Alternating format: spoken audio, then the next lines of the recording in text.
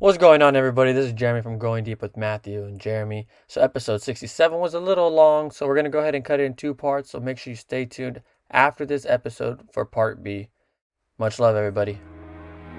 Every position I got a diamond at. But if I'm not getting a Mushu, you ain't getting a Jeremy. What? I feel like a young Noah. Write to us. We're very friendly. Much love. You did me dirty.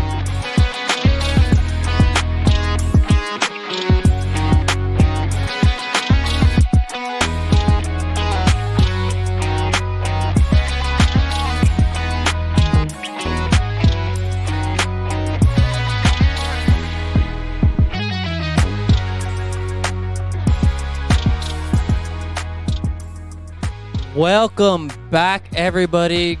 Going Deep with Matthew and Jeremy, episode number 67. We are back.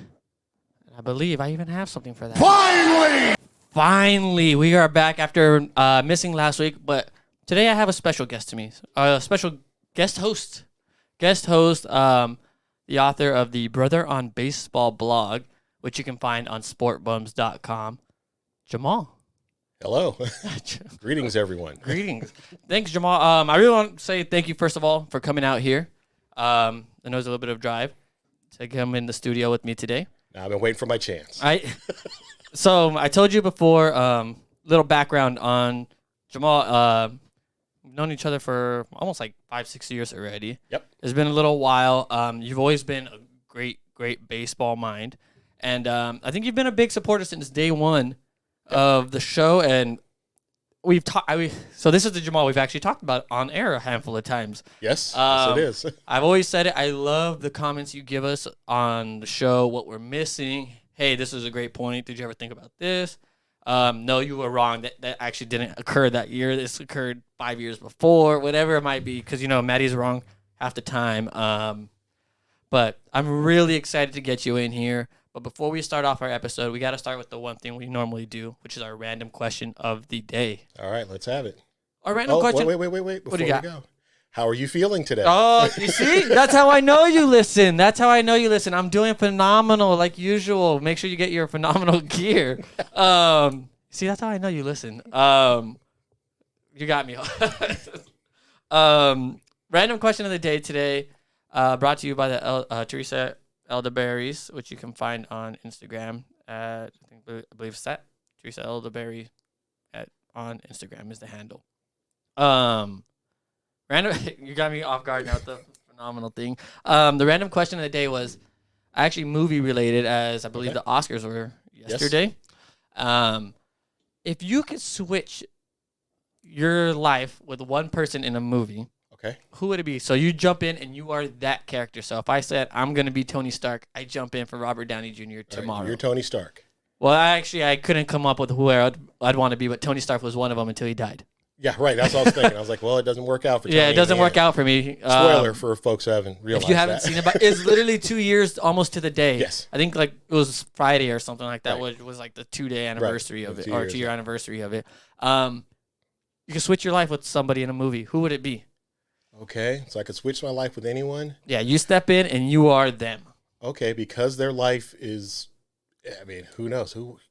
I'll go with, this is kind of out of left field, but these movies they're ridiculousness, but they're near and dear to my heart. I would be Dominic Toretto. Okay, Fast and the Furious. You're going to jump in and be Dom and just talk really Dom never dies. Slow and... Right, yes. It's all about the family. Yes. quick story. Give it to I have been by their house. I have been to that store, and it is right actually next on the to Dodger same street. Stadium, right? It is right by Dodger Stadium. I've seen it leaving the stadium. Yeah, they're like a block apart. So you literally could live at that house and the store. It's on the same street. It's the back entrance where I can't remember the name, but you kind of go up like the mini hill, but not in the back, but not on Vince Scully's the other hill. Right. Yeah, sometimes I have to leave through there. Like I'll come in, they make me park in the middle of freaking nowhere on the right side, and I leave. I'm like, I am 99% positive that is the house. Yeah, I've been to the house. I've been to the store. The store looks different now, but it is the store. It's the same front, and you go, okay, if you've seen the movie, you're like, yes, this is the place. There you go. That's awesome. That's actually a good one. I like that one. You'll never lose a fight because apparently he could beat The Rock. Yep. Not Things sure you can do about in a that one. car. You never lose a race. You know. Never lose a race, apparently. Yeah, no, even if everything's going wrong, somehow you win it. You could jump off a cliff and guarantee yourself Yes. a fine landing. Yes, you have a family that just appears out of nowhere. Your girlfriend remembers you out of just thin air. After she lost her memory. Yeah, I would say that'd be one hell of a life right there. That's Yeah. a hell of a spot Yes. to move into. I said I couldn't think of one, but that's a great one. Maybe I'd have to be O'Connor though instead because I really like him. I like Yeah, minus what happened in reality, but yeah. just his character I really enjoyed. Right. I was trying to think of another movie. I keep thinking of something. I keep going back to Marvel, and I'm like, that'd be like just being a superhero sounds Yes. ridiculously awesome to me. I keep wanting to say Tony Stark lived a hell of a life until he died. Yeah, yeah. But again, what did he die for? Saved everybody. For the world, right? He saved the world, and So again, fits his ego. You're going to have Tony Stark memorials and everything. Exactly. Tony Stark Day. I don't know if my ego's as big. I know I got a big ego at times. I don't not know if it's saying as you, big. but I you know, know, but I feel like I just- can almost fit it. 'Cause I remember I heard Gabe the other day. I wasn't really paying attention. He yelled something. I was like, "Whose team is it?" Mhm. And I was like, "Oh yeah, sure, it's mine." I didn't really put it to context. I'm like, "Oh, that's gonna be egotistical." That came off bad. No. It's yours now. The mantle has been passed. It's. The torch. I mean, I had my day. Those days are long gone. I'm Pujols on that team. Oh man! All right, let's get into this. That's a good topic. Before we go about yourself, I want the listeners to learn about you and learn about Brother on Baseball. But before we get into it, you hit it, Albert Pujols. Yes. The Angels kind of have an opportunity to hit the playoffs this year. Yes. They're doing good right now in the division. They're second, I believe. Mm-hmm. Obviously, 20 games in. What can you really say about a team other than that you're like 6-14? Right. Then you're probably If you're the questionable. Rockies, it's over. There you go. Pirates, That's it's another over. one too. We could talk about their GM. But you have an opportunity to make the playoffs. Albert's still in the lineup 99% of the time. At what point do you say, yes, you're a baseball legend, but it's time for you to once a week you're getting at bats. I got to put the people in that can produce, like Walsh. Yeah. You have Ohtani, who had to play the outfield the other day, which I think he should have been doing the whole time. Well, I think he should get away from pitching. That's why. Okay, well, you'll have to enlighten me. I'll on have to your tell you theory about on that one, but there's opportunities on the field for the younger guys who, at this stage, Yeah. are better than Pujols. Right. Maybe not a better approach at the plate because most people don't. You don't beat Pujols. Pujols' knowledge on Yeah, hitting. you're not beating him mentally. You're beating him physically. Yes, exactly. Right. That's what I'm trying to say. So at what point do you say, time to shut it down to the machine? I think you just gradually phase him out. And it's kind of like, they do in other sports, like your NFL. All of a sudden, the rookie starts getting in there, start giving him a couple series or giving him some reps in practice. He's slowly playing more and more. I think with Albert, you're going to start seeing, I think, kind of a similar thing. Because Albert, again, he can read. He knows what numbers are. He's going to say, okay, I'm not doing it. And I'm, without ever meeting him, I'm sure he has a certain level of pride in his game and his approach. First ballot Hall of Famer. So Yeah, his, that's mindset has to be, I am the best, right? It is to a point, but he also knows I'm not that anymore. But he's fighting against any old player. I mean, you're fighting against that. I've had these moments. I can still do it today. Versus, no, you can't do it anymore. Can't do it anymore. It's time to hang him up. That you used to be able to catch up to Brad Lidge's 98-mile-an-hour fastball. The guys now, the 98-mile-an-hour fastball, you're not doing that. You're not catching up to anything. So now you're going to get beat, and now you got to cheat, and it's just creating all kinds of other problems. So we can't really have you in the lineup anymore, but you just gradually phase them out. If you just said, okay, starting tomorrow, Albert, you're on the bench, that's not really the way to do it. And also you have to think of the business aspects of this also, because this was an element of when they signed Albert was, okay, we're going to have him as an Angel for his 3,000th hit, his 600th home run. There was an element of that. Well, at this point, there's milestones to reach, Yep. but they're not actually possible. He may pass, I think they had him passing maybe like 2 people on the home run records. Doubt it, but And you could try. even then, it was questionable Yeah. because I think he had to go like hit another 15 or something like that to Right. pass 2 people. Right. I don't have the names on hand. Yeah, but I mean, to do it, you're going to create so much damage on your lineup. Exactly. That's the question. Yeah. Does it make sense? It's just, to me, I think of A-Rod back in, what is that? Oh, it's been a while now, like 2017, 2016 or whatever it was when he came back from the Right. steroid scandal, The steroid, put up 30 the hip, home runs yeah. with like 270 average. The next year just Father Time said it's time. Yeah, well, the hip, and he couldn't do anything. And he anymore. just couldn't. And Right. at one point, they're like, hey, we're going to give you a day. Mm-hmm. But after that, Yeah, it's your special advisor, you'll get your money. Don't worry. But it's time for you to kind of leave the clubhouse and let us do what we have to do on the field. And it kind of worked out. I think they almost made the playoffs that year. That's the year Aaron Judge came up and all the good stuff started happening for them. I think something like that kind of has to happen for Albert. Oh, I agree. I mean, that would be, to me, the most graceful exit. It's just, convincing Albert. You have to get Albert on board because, you don't want to make it ugly at the end. So, I mean, I think A-Rod, towards the end, he was just about, give me my money and I'll be on my merry way. I think so, too. I think he was ready to go into the broadcasting. I think he was ready for the next step. From what I've heard, kind of seen online and kind of heard him talk about is he kind of set up 10 years before. Mm-hmm. Like, hey, baseball is not going to last forever. What's the next step? Yeah. And he started A-Rod Corp, and he started doing a bunch of different investments, and he got his money up. He got J-Lo, lost J-Lo, and did a bunch of now other he's stuff. Timberwolves and all that. Now he owns the Timberwolves, and I really think they're going to Seattle, by the way. Something in my gut tells me Seattle. He's lived there. He's spent a good chunk of the career, 6 years? Yeah, at the beginning of his career, Exactly. So I think that's a real possibility, but kind of sad to see Albert kind of decline this bad. I think his average finally went under the 300. I saw the other day, 298. Yeah, it's not coming back. And it's like exactly how many hits do you have to get for it to jump up above that 300 mark? It's going to be nearly impossible. If you're Albert and you retire tomorrow, which red jersey goes into the Hall of Fame with you? The Cardinals. That's what I was thinking too. I think the Angels wasn't successful enough. He had, I think, 2 years. I think one of them was like a 245, but he put up 40 home runs. But I mean, they made the playoffs a couple times while he was there. Ish. But you don't, to me, you don't sign that contract if you don't have the intention of, when it's all done. Yeah. I'm going in as this team. This is where I want it to be. Mm-hmm. Last thing before we get off of Albert and on to you. Oh, okay.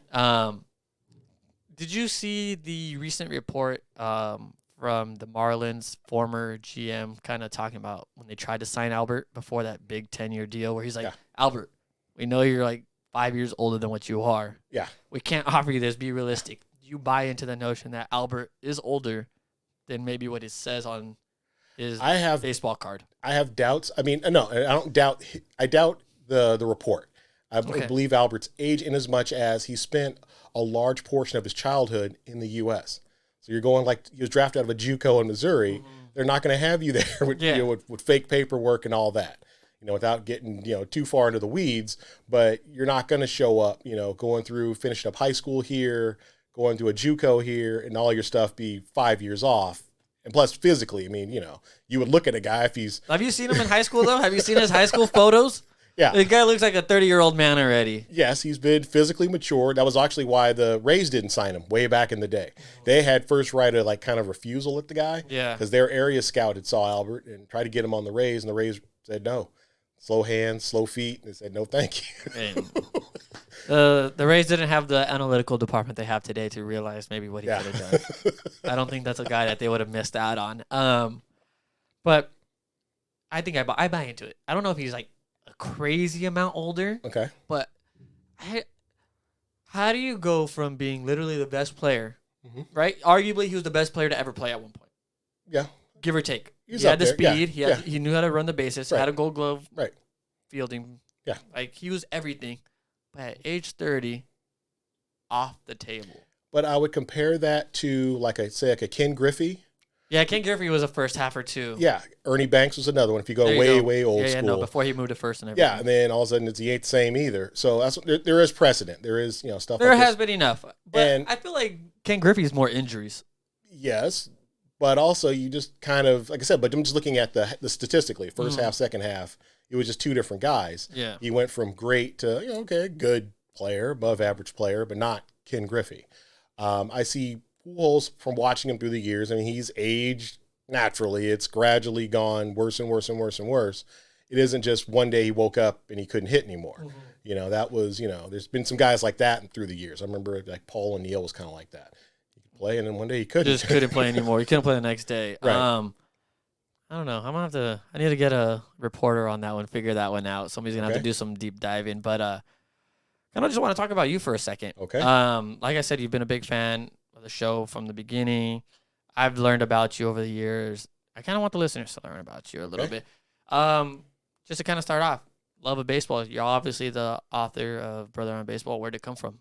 My love of baseball started with my father, actually. It was more of a family thing. My grandfather was a baseball fan, Dodger fan, which, back, I mean, again, I'm older than you, but my grandfather was around, when Jackie Robinson was making his debut. My grandfather's watching baseball. Well, the Dodgers are his team now. Oh, okay. This is Gotcha. when they were, still in Louisiana. And then my father after that. My dad likes the Dodgers. Okay, I'm liking the Dodgers too. And then flashing forward to me, I was a general baseball fan. And, but then around 9, 10, because again, baseball was always my thing. Because it was my dad, like, that was the one toy he bought me. Just, quick story. My mother would buy me the toys. My dad wasn't about it. If I wanted something for baseball, he'd buy it. Oh, We could go do that. Okay. Yeah. All right. Well, I guess I'm liking baseball. And so, yeah, it's always been part of my life, ever since I could basically walk baseball. And I played tennis as a kid, competitively in tournaments and whatnot, in youth That's an tennis, interesting one. until I was 15. And then there was a day my dad had a tennis racket in one hand, a baseball glove in the other, and he said, pick, because we're not taking you to tournaments and travel ball, baseball, and little league games all the time. So he kind of says, tennis, while he's shaking his head from side to side, or is it baseball while he's nodding his head up and down? Okay, Dad, it's baseball. Okay, so then you kind of, at 15, you had to choose. Yes. And for a second, it was the right decision, correct? You went on to play further than most people ever get to play, right? Yes, I played through high school, and then I played at Cal State LA. I was mediocre, to be kind, left-handed reliever. It's hard for me to say mediocre. I won't accept mediocre because you're playing at a stage where maybe 80% of ball players never get to do. That's just playing at a 4-year, right? Some of us play at 2 years. Some of us don't play at all. High school is the end of it. Some people, coach doesn't like that you play multiple sports, so you just don't get to play anymore at all. Right. That one was for me. Yeah, I got you. That was for me. But you get to a certain point, so I don't want to say mediocre. I feel like mediocre should not be the term you use. Okay, maybe not great. How about that? Okay, mediocre for the level. Mediocre. Okay, I'll accept that. That's still good everywhere else. So you pitch in college. You pitch all 4 years. Yep. So you pitch all 4 years. Ever any glimmer, any chance at the next stage, No. or No, and as a player, no. As other opportunities, yes. And it was kind of, I would say, not thinking it all the way through in youth, But no, I figured out really when I was in high school that I'm not going to the big leagues because, I'm about like 5'7", 5'8". That's it. So looking at the big league level, I had figured out back then a lot of organizations weren't drafting guys under 6 feet tall. And so I had plenty of conversations with scouts about that exact thing. And I said, okay, well, that's not going to happen. What else can I do? And so that's when I said, okay, well, you mean Cal State doesn't let me pitch there? Oh, okay, well, I'll keep on. You're going to let me keep playing, sure. But there was always scouts at practice. I would always talk to them and things like that. And I had opportunities to go in that direction. Scouting. Scouting, development, even way back in the day. Okay. Like actually a couple of my college teammates, that's what they ended up doing. Oh, okay. I got a teammate who was the Asian Pacific head scout for the Rockies. Oh, okay. He was Korean, so they sent him to Asia. I had a guy who was a scout for the Phillies, so I had, there was a few guys on my team. They ended up going into the scouting side of things. Oh, okay. Now that you look at it, are you kind of wishing you would have gone to that route? You wish somebody would have pushed you more? Yeah, if I had to do it over again, I would say I would consider probably thinking it through, saying, yeah, let me go do that because this is something you say you want to do, be in baseball in some capacity. But also you remember, again, it's youth, and I hate to use the term youth, but if you're 22, 22 and 42, you get two different answers. Exactly. Life experiences and things like that. But at 22, I was also kind of, okay, I've been playing baseball. I'm kind of like done with this baseball stuff now. Burnt out. Yeah, you've been playing it since you were a little kid. And again, if people who haven't played any kind of collegiately or professionally, it really is a grind. You're every day. It's practice, it's games. you're at college, your other friends are going off to college parties and this and that. You got You're practice. not. I got practice. I got this. I can't go. So I was like, man, I'm done with this. Let me just be done with baseball for a minute. And I like I said, I didn't even get to that point. I wish I did. I don't know if I had the talent. Mm-hmm. I think I could have done some kind of capacity maybe at that level. Yeah. Figured it out. Maybe bulked up eventually. Mm-hmm. Just that B word, the burnout. Yeah. I was high school and I got burnt out. Yeah. Like I didn't enjoy going to practice. I was like, why am I here? Like I don't enjoy it no more. Right. And I really lost my passion for the game for a little while until I met you guys. Yeah. Until I met you guys like 3-4 years out of high school, came back and found the love again. Yep. I really felt like, I don't know, I just missed the game. Yeah. Missed the game, missed the competitiveness. Right. I know you haven't really seen it, but like most people see me and I'm really, really, really competitive.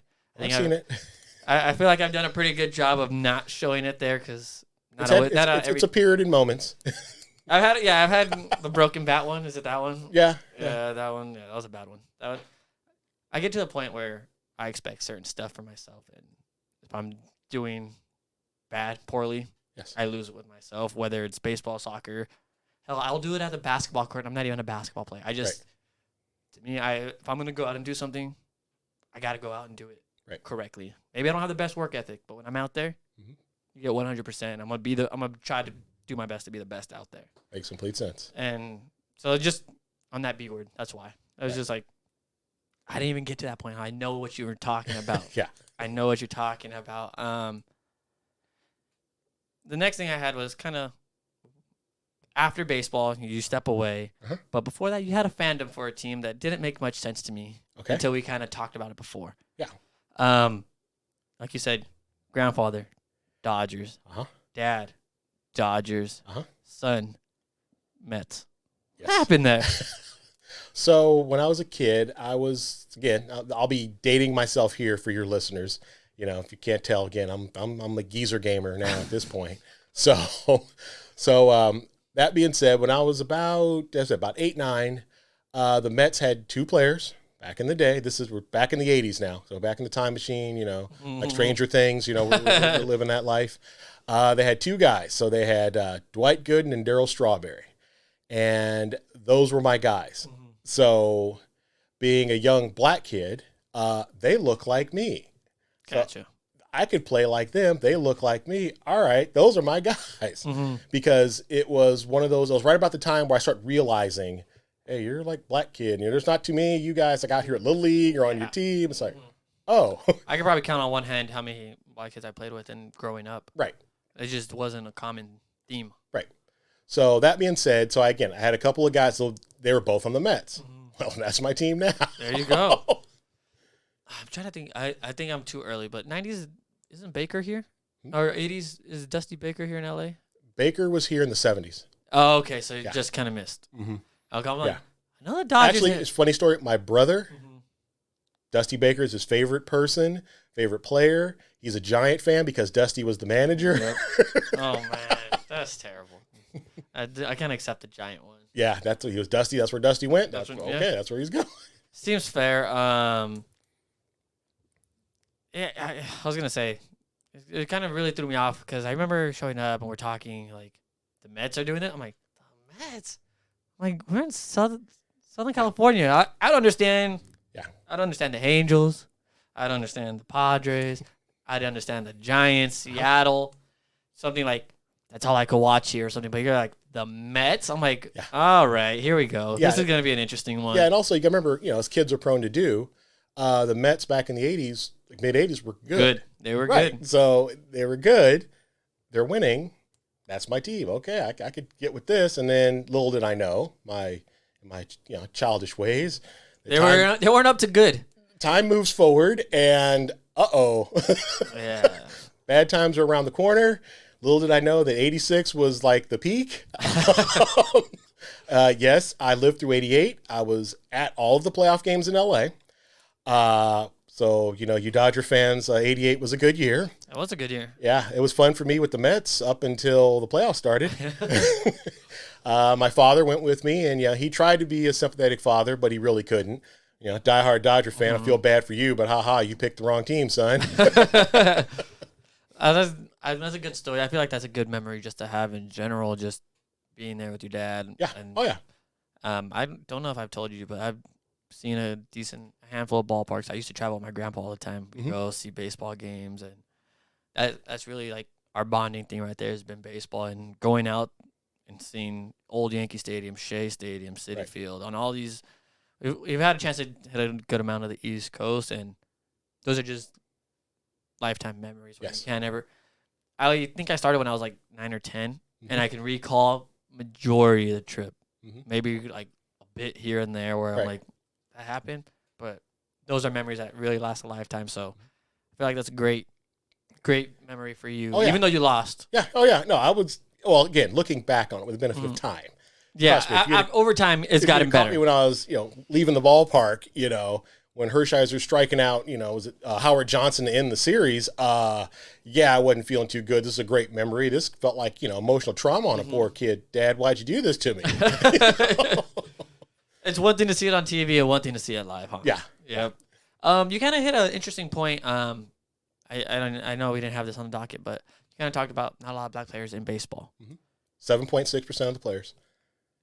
You had it on your article. There you go. We can get into your articles, but what do you think really feels contributes to that? Is it just it's not in the neighborhoods? Is it baseball isn't pushed as much? What do you think it is? It is a combination of factors, I would say. It's not one thing. It's not one simple fix.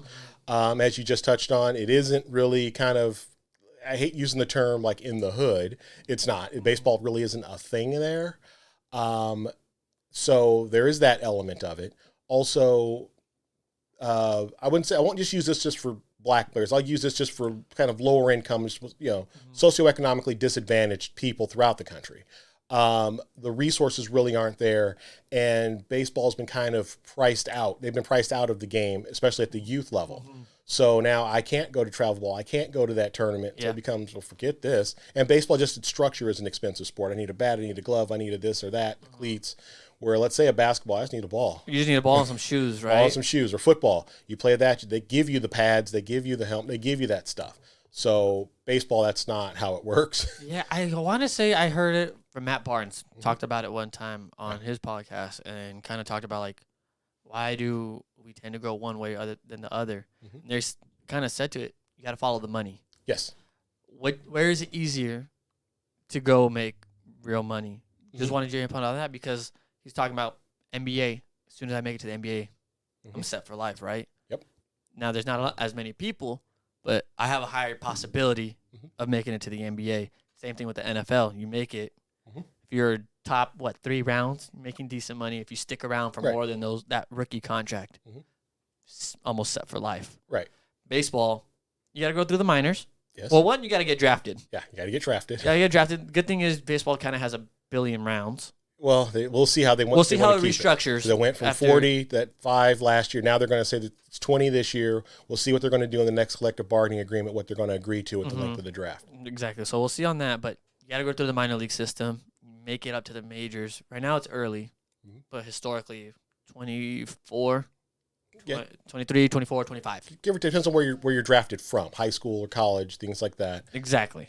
And okay, if we're going to keep this to kind of your, let's say more specific to the black players. So we'll just use that since that's what you asked me about originally. Yeah, because that's, I heard it and Matt Barnes talked about it and I really thought about it. Yeah. I've had nobody to have a conversation with about it. Yeah, I got you. That is one thing for me to talk to Matthew and get his perspective. It's nothing to get your perspective on it and what you truly think about it. So I would also say baseball isn't pushed when you're, I can speak as a black person. Spoiler alert to your listeners. Well, I think you already touched on it, so I think everybody knows now. Yeah. So just in case they missed it. But it's not really pushed. It's, hey, go play. Or you're kind of discouraged from playing. Why are you playing that? Or you're not made to feel welcome when you're there. Yeah. So, and I'm not going to go into gory details, but there's been things along the way where I'm like, why am I here? What's going on here? And so it's easy to say, I'll just go play football, basketball, do something else. I don't need to be here with you guys. Yeah. And so you're constantly fighting against that. And I could say, I mean, again, I was fortunate where I grew up a kid with money. My parents were well off. I mean, I had nanny, housekeeper, the whole bit. So I wasn't a kid in the hood. So again, that's part of the reason baseball I could stick, because it's, oh, I need another bat. Oh, I need another glove. Hey, Dad, let's go to the the sporting goods store. Let's go get one. So I was fortunate in that regard, but most kids aren't. I mean, this isn't a black thing. This is most kids aren't. I was just fortunate there. So, and that also contributes to, as I said earlier, I played collegiately. Well, you got 11.7 scholarships. Yeah, even to pick Cal Poly Pomona, Cal State LA, they ain't cheap. If I got a kid here who's going to try to play baseball, he's got to try to figure out a way to pay for this stuff. We're doing partial scholarship here, partial scholarship there. Okay, it becomes, I can't pay for this. And oh, by the way, I can't have a regular job while I'm in college playing the sport. So how am I going to make it? Okay, I'm not doing that. Whereas again, as you touched on with football, basketball, if I can just make it through this on the back end of this, hey, I'm going to almost a guarantee. Yeah, I'm going to the show. I'm going to the big time. Where even if I'll use a recent draft pick. Let's say I'm Hunter Green, Cincinnati Reds, prospect, gets picked out of high school. Royce Lewis was the first pick. Hunter Green was second. Those are your top two. They're both African-American players. I haven't heard of him in the majors, too, and it's been a while. Well, Royce Lewis, he got hurt, blew out his knee in spring training. Hunter Green was in camp. He'll be up probably later on this year. But anyway, those guys even, it's you still haven't heard of them. You haven't seen them. It's been a couple years later. So am I going to be in the minor leagues, which minor leagues, living wages, that's a whole other topic. That's another conversation for another day, but yeah. It's then not livable. It's not livable. So am I living off my bonus, my draft bonus? Exactly. That's why I was touching on Hunter Green. Am I going to live off that?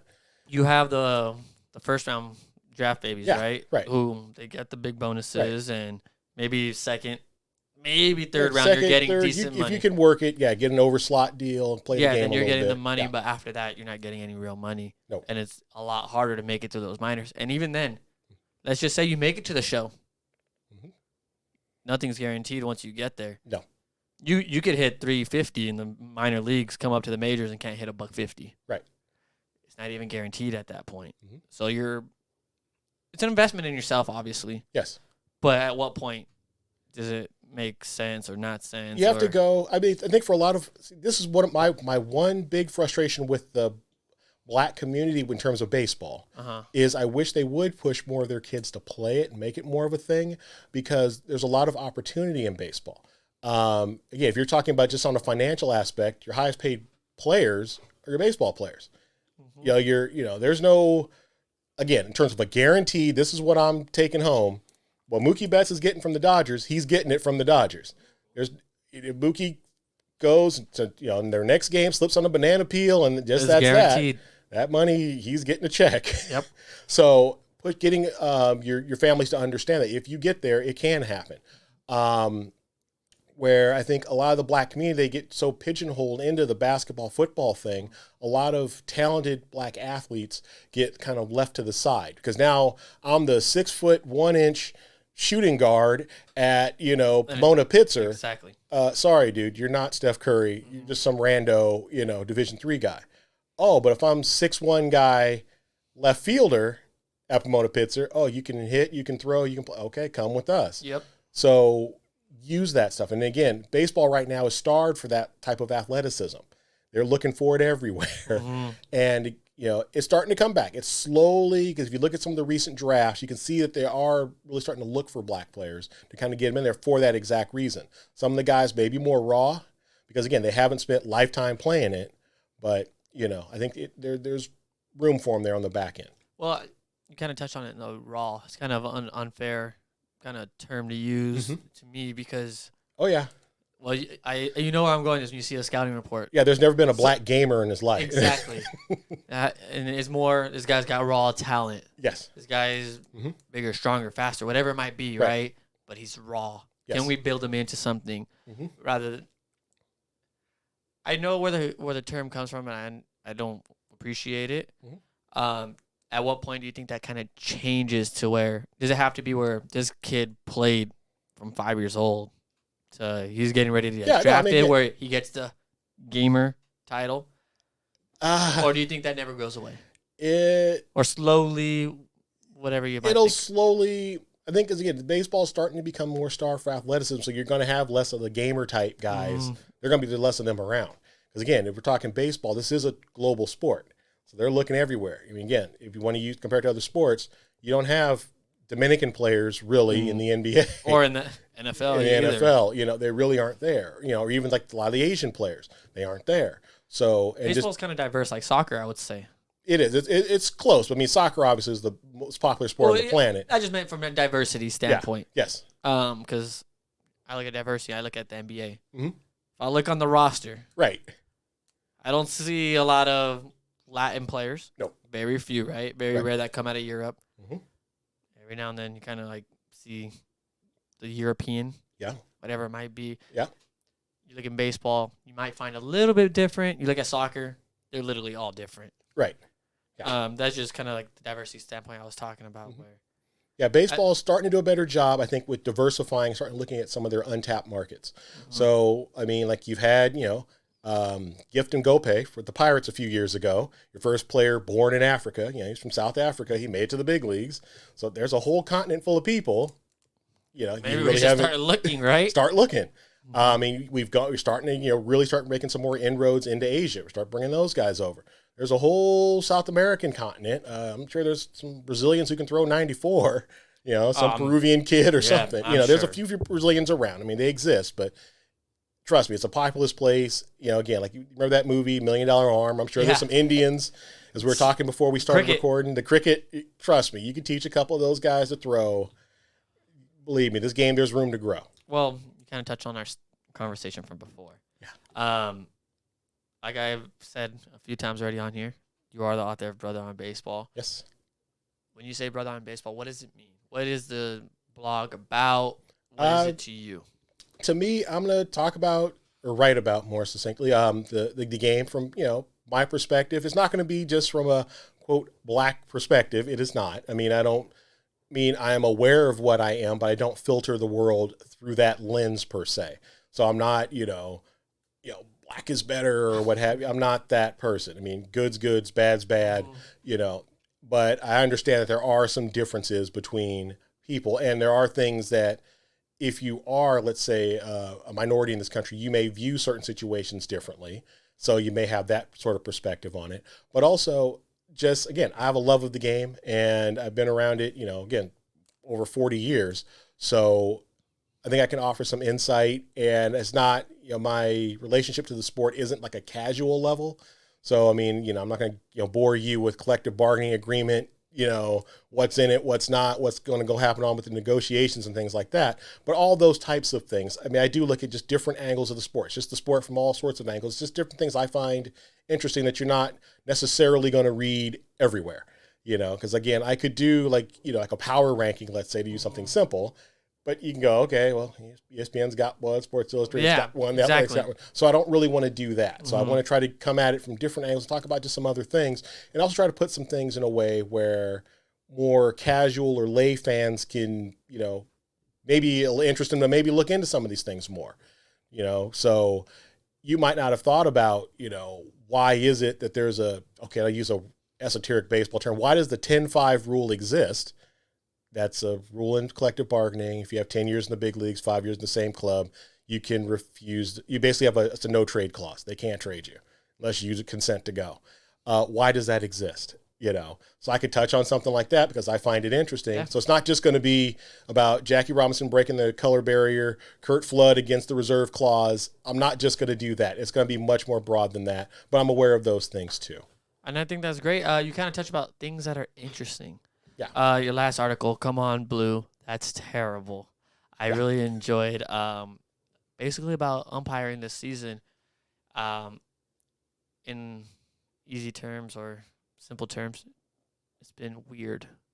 Yes. And not its greatest. Kind of break down what you talked about in that one and what is going on this season with umpiring in the Major League Baseball. The umps, they've had some notable moments early this year. Very notable, very very early to me. It seems very early. It's early. But I wouldn't say the umpiring. If anything, the umpiring is probably truth be told, the best it's ever been. again, been around it long enough. If you want to go back to some old school, I know I mentioned it in the article about the umpires. I don't know if you had a chance to look at it. Go look at the 1997 playoffs. Go find Game 5.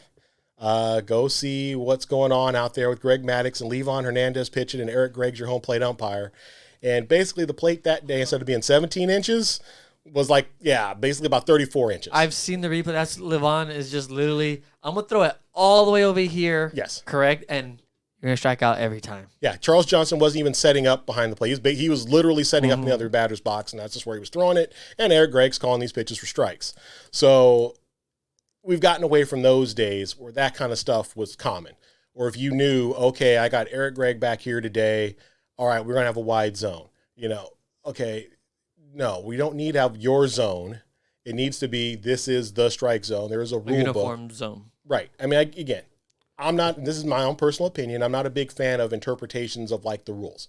It should be the pitch is a strike, it's a strike.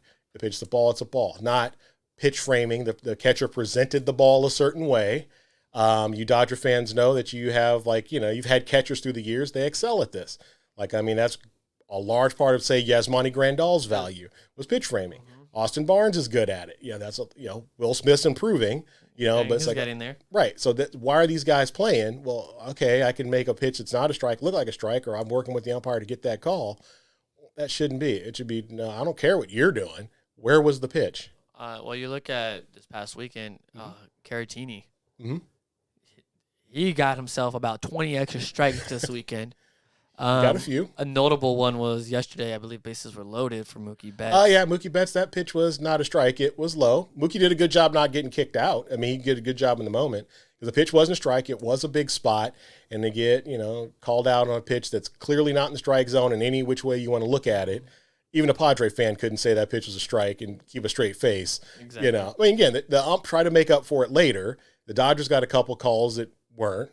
And Mookie had a call later, his next at bat, it was a curveball on the inside part of the plate from Melanson that didn't get called. That was a strike all day. Yeah.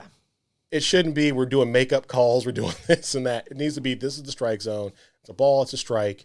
One of my most galling things with the umpires is on stolen base attempts or the pitcher missing his spot. If the ball's over the plate, I don't care if the catcher set up over the inside corner, you've thrown it over the outside corner, it's over the plate. Well, I've talked about it on here, and I've kind of talked about if you go online, you've seen us on Twitter already. Yeah. I'm on there a decent amount, or I'm trying to be on there a decent amount. I'm trying to connect with people and different stuff. I see a lot of K-zones. Yeah. People will be, why isn't this pitch called a strike? It's in the strike zone, or this pitch was 2 baseballs off the strike zone, right, off the plate. Why is this a strike? Right. And as soon as I see that, it clicks in my head. Dude was set up outside. He probably pinpointed it where the glove was, and the umpire gave it to him. Right. And the one that wasn't a strike, dude was set up on the other side of the plate, and he missed a spot. Right. And I originally said, if you're doing your job, you're hitting your spots. So you probably earned that strike. Starting to look at it, and I think there's too many obvious ones, like you just said, where it's over the plate. I understand your hand stretched out all the way, but this ball is down the middle. Right. Or a little bit off the middle, a little bit to the outside of the plate or inside, wherever you're set up. Those calls have to be called. Yes. I understand the egregious ones, where it's just way off the target. You want to call it a ball. That's fine. Okay. But if it's in that middle area and you call it a ball, now we have issues. Okay. That's for my perspective on it. As I've been watching more and more, I'm like, all right, we got to do a better job here. So then I kind of started thinking to myself, tell me what you think of this idea. Okay.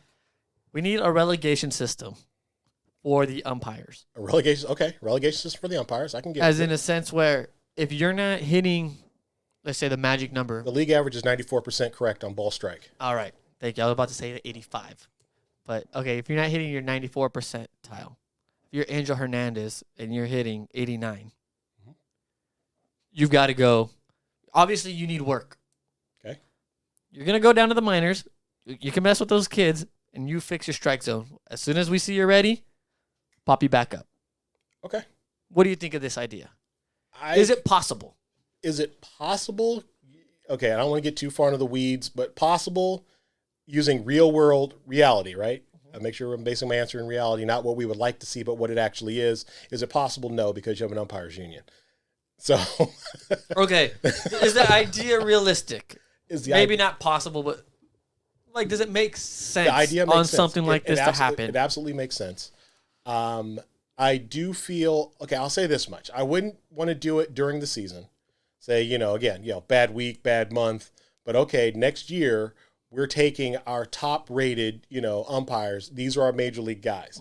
And you other guys got to go back to AAA if you want to keep, being If you want to stay as an you umpire, want to right? stay as an umpire. Then we're going to send you back to the minors, and that's where you're going to be. Maybe you can earn your way back up, or maybe not. But and I would do this, but you have to do it at all levels because, like you said, like relegations, like we're referencing soccer. Yeah. Because again, if you're in the Premier League, you get sit down to the Championship, then you get sit down to League One, then you're down to League Two. I think it should be that way though, because major you're not leagues, getting better. Right. You're not coming up, and you're not going to affect the guys that are next. Right. That's what I'm saying. Make sure that there's a pipeline for the younger Correct. umpires to come through. Because actually, I mentioned this in the article, it's actually very difficult for the umpires to get to the big leagues now. I was going to say that. It's harder for them than it is the players. There's only so many umpiring positions, and these guys aren't leaving every year. No, there's essentially, it's almost like a lifetime appointment. Exactly. I mean, Joe West is still there for a reason. Angel Hernandez is still there for a reason. After even losing his case. Right. Yeah, but they're still there. They're kind of the last of that dying breed of super old school guy. Yeah. But, so you don't want to have it where, again, you just got these guys there for life. So give me my younger guys, give them a shot. Because also I want younger, because again, human biology. What's your eyesight? What's going on here? Exactly. Also physical conditioning. Also just, can I keep you behind the plate, keep you focused? Can I get you moving around, not just on the home plate, can I get you moving around the diamond? Are you in position to be where you need to be? Things like that. Yes, there's something to be said for the veteran umpires and their experience in handling situations. But you don't want to have it where, again, you just got some geezer guy back here who's just doing his own thing, just rules don't matter to him. It's my strike zone. I've decided this is a strike today. It can't be. The managers are used to it because they've come up into the old system. Exactly. So you don't get too much out of them. The catchers know they can't say much because they're trying to get the call for the pitcher. The pitcher can't say much because he needs He's the going call to lose too. the strike zone, right? Right. So, which that shouldn't exist either, but it needs to be, we want excellence. We want this to be right. And again, the umpires are doing the best they can. I'm not saying they're intentionally doing a bad job, but we need to make sure that we're taking some of that piece of color out of the sport. It doesn't need to be where you're having, again, just this guy's being part of the show. It shouldn't be. I agree with that. Are you on the side of electronic strike zones? Yes. Really? Yes. We have the technology. I believe we should use it. And again, to touch on, like we were discussing earlier about cricket, again, they use like a replay system looking at all their calls. So, I mean, their stuff's good enough to the point where it didn't even hit the sticks. They can see where the ball was going. So we use a similar system. Use that to aid the umpire and just say, okay, I got a clicker. It indicated strike. Okay, strike one. Indicated strike two. Will it change the game? Absolutely. Because now that high strike, that high curveball, high changeup. That's exactly where I lead to. A guy like Kershaw, whose curveball is what? How big of a break would you say it is? I know it's ridiculous. Yeah, it's about 12, 14, somewhere in there. I throw the ball up here, Yep. but it's going to land literally at your chest. Yep. Is it really hittable? Is it hittable? No, but also I would argue if you can do that, that's a skill. Everyone can't do that. There's one person would say Clayton Kershaw's curveball, dropping it in there like that. So it's a skill. You need to reward the skill. Don't just say, okay, because it's unfair to the hitter. Well, okay, hitter. I'm also helping you out because now that ball that's a little down, a little away, a little in, I'm not calling that stuff anymore. So you don't need to worry about those pitches. And also you have to remember there's the human aspect of hitting the ball. I'm not going to be just throwing letter high fastballs because I can, because the ball up gets hit in the air over the fence. Yeah. So I'm not trying to live up there either. I mean, there's one guy, basically Jim Palmer, who made a career of it, Hall of Fame pitcher back in like the 60s and 70s. There aren't too many of those guys. So by and large, the pitchers are taught to keep the ball down. So you're not going to have guys just dropping curveballs at the top of the zone. Again, if they can do it, great. Great. If you can't. If you can't, also, if you try to do it, you didn't, it dropped too low. What did I just do? I just hung a curveball to Yeah, you. now that ball is going out. So there is a give and take. I guess. there. See, this is why I needed Brother on Baseball here, man. I needed to have this one because I talked with Maddie about it. Maddie hates anything new. Maddie says he's a traditionalist, except for Universal DH. Okay. Hey everybody, so that's going to be the end of episode 67, part A. Make sure you guys catch part B. Be out right away, right afterwards. Finish our conversation with Jamal. Get into the Astros, a little more Dodger talk, more baseball rules, everything that you guys want to hear, we got for you. So make sure you stay tuned. Episode 67, part B. As always, everybody, much love.